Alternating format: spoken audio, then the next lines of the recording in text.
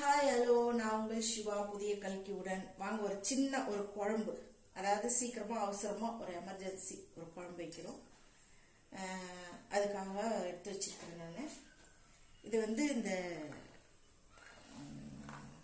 துவரக்கொட்டை, இது வந்து சோச்சோக்காய், அதாவது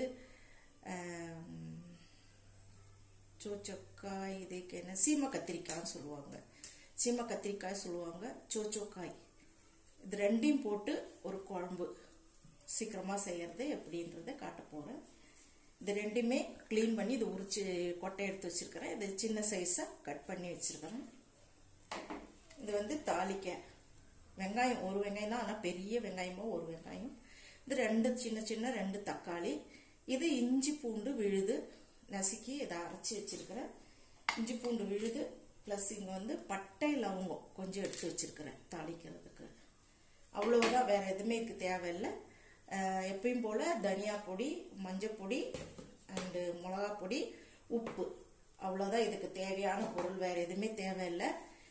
பாண்டில் எண்ணெயெல்லாம் தேவையானது தான். இது நான் எப்படி செய்யறேன்றதை நீங்க பாருங்க. எண்ணெய் விட்டுக்கலாம்.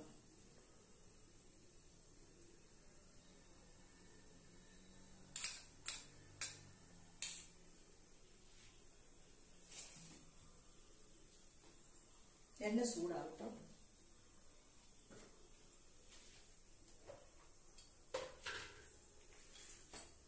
கொஞ்சமா கடுகு போட்டுக்கலாம்.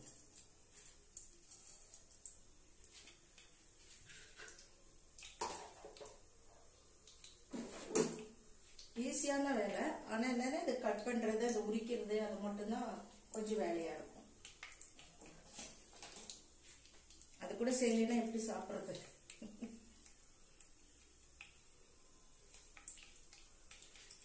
வெடிக்கட்டும்.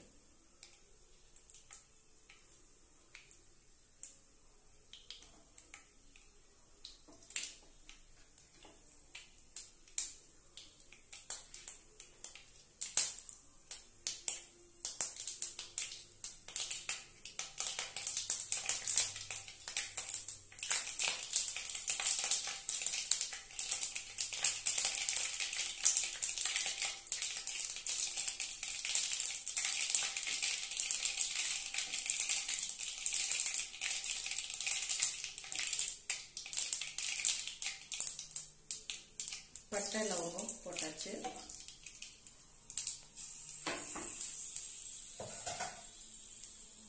இந்த வெங்காயம் போட்டுக்கலாம்.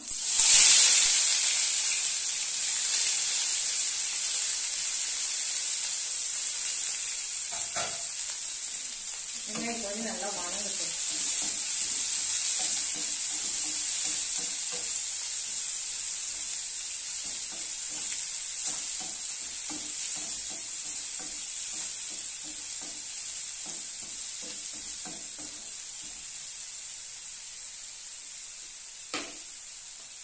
வெங்காயம் வணங்குறதுக்கு எப்பயும் போல கொஞ்சோண்டு உப்பு போட்டுக்கலாம்.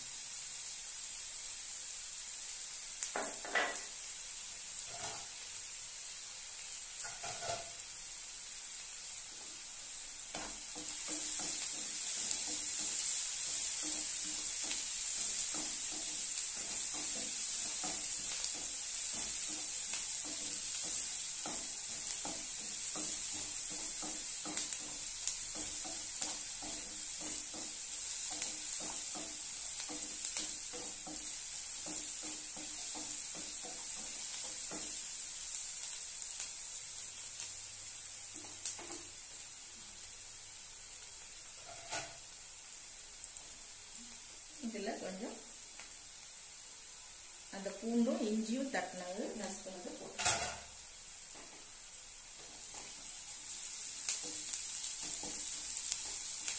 இஞ்சி பூண்டு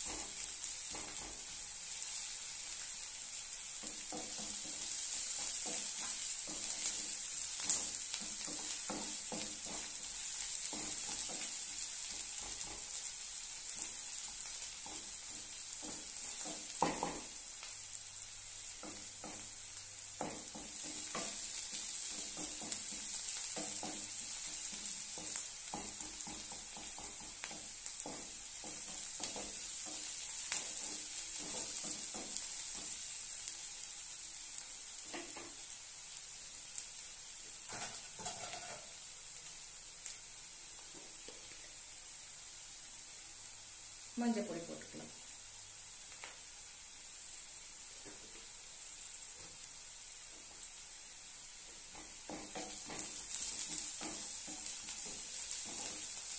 வெங்காயம் கொஞ்சம் நல்லா வணங்கணும், இல்லைன்னா அதுக்கு டேஸ்ட் வராது. கொஞ்சம் நல்லா வணங்கின பிறகு மற்றதெல்லாம் போட்டுக்கலாம்.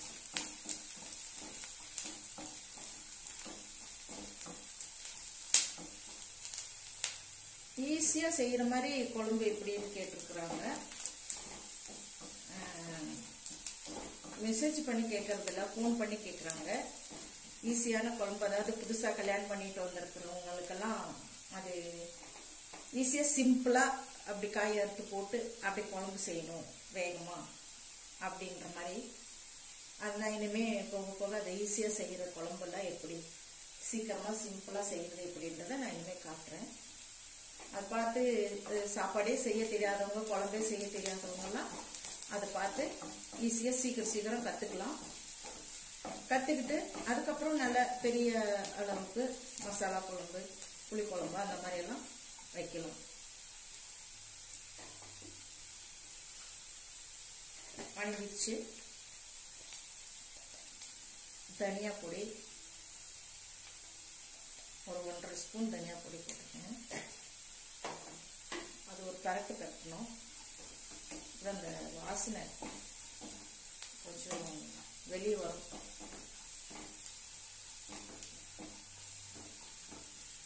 மிளகா பொடி போட்டுக்கலாம்.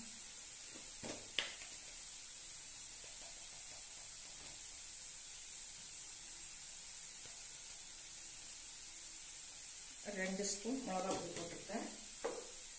இது கொஞ்சம் காரம் வேணுன்றதுனால மிளகா பொடி 2 ஸ்பூன் போட்டுருக்கேன். காரம் கொஞ்சம் கம்மியாக சாப்பிட்றவங்க 1 ஸ்பூன் போட்டுக்கலாம், இல்லைன்னா 1.5 ஸ்பூன் போட்டுக்கலாம், கரெக்டாக இருக்கும்.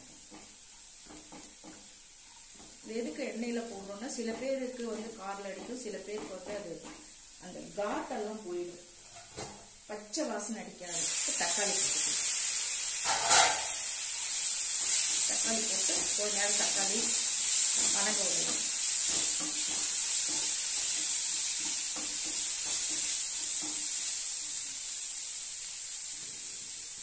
கொஞ்சம் ஸ்டீம்ல வச்சுக்கணும்.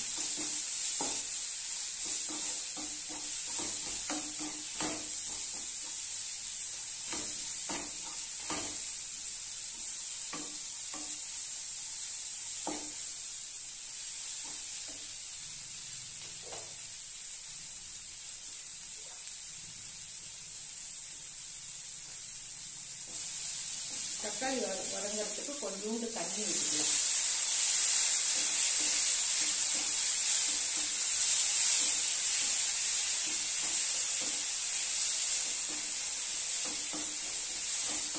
அது சீக்கிரம் வெந்துடும்.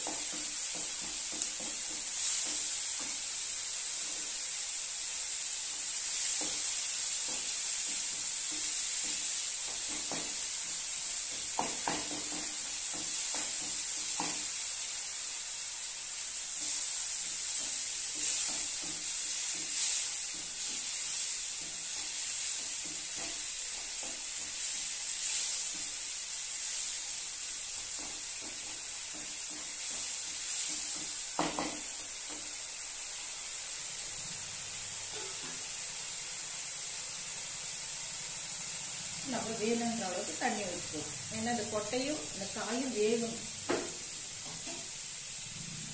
அதுக்காக வேணுன்ற அளவுக்கு தண்ணி ஊற்றிக்கலாம். 2 கிளாஸ் தண்ணி ஊற்றிக்கிறேன். 2 கிளாஸ் தண்ணி ஊற்றிக்கிறேன்.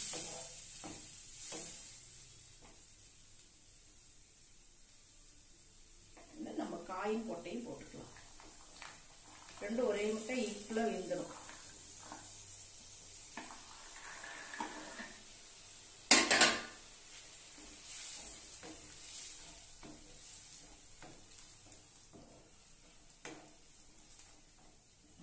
அது வேகணும்.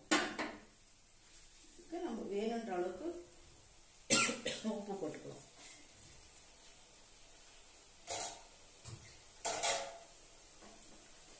உப்பு போட்டாச்சு. இது வேகணும், நல்லா வேகட்டும். ஒரு 5 நிமிஷம் ஸ்லிம்ல வச்சு வேக வைக்கணும். ஸ்லிம்ல வைக்கணும். நல்லா பெருசுல வச்சோம்னா தண்ணி சுண்டிடும், காய் வேகாது. அதனால ஸ்லிம்ல வச்சு வேக வைக்கலாம். நல்லா கொதிச்சிருச்சு, ஓரளவுக்கு சுண்டிருச்சு. எப்படி இருக்குதுன்னு பார்க்கலாம்.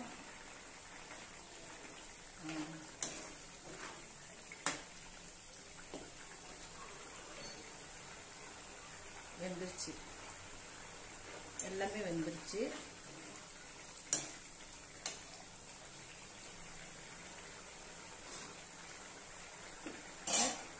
சும்மா ஒரு பில்ல அளவுக்கு தேங்காவும் கொஞ்சோண்டு சீரகமும் போட்டு அரைச்சி வச்சிருக்கேன். அது கொஞ்சம் ஊற்றிக்கலாம். சீரகமும் தேங்காவும்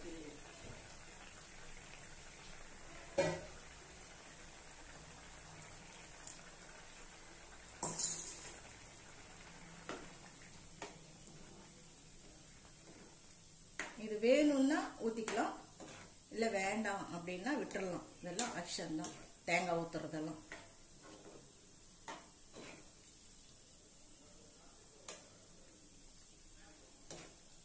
கலர் பாருங்க சேஞ்ச் ஆயிடுச்சு.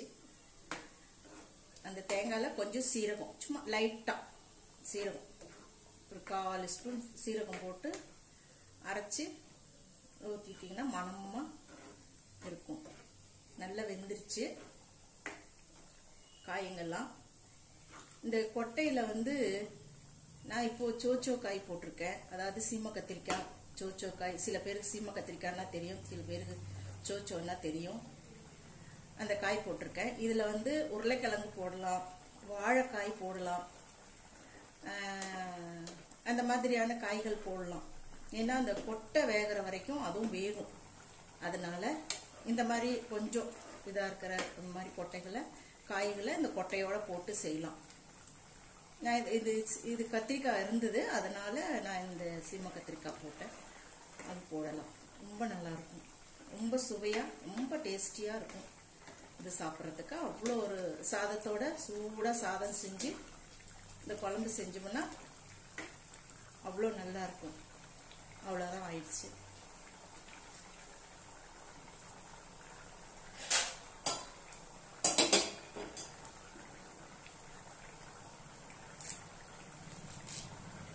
கருவேப்பிலை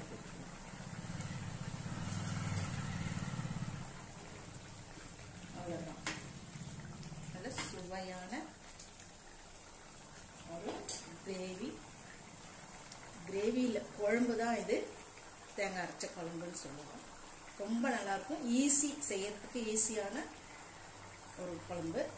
ரொம்ப நல்லாயிருக்கும், ரொம்ப டேஸ்டியாக இருக்கும். இதெல்லாம் நீங்கள் செஞ்சு சாப்பிட்டுட்டு எனக்கு வந்து மெசேஜ் பண்ணுங்கள்.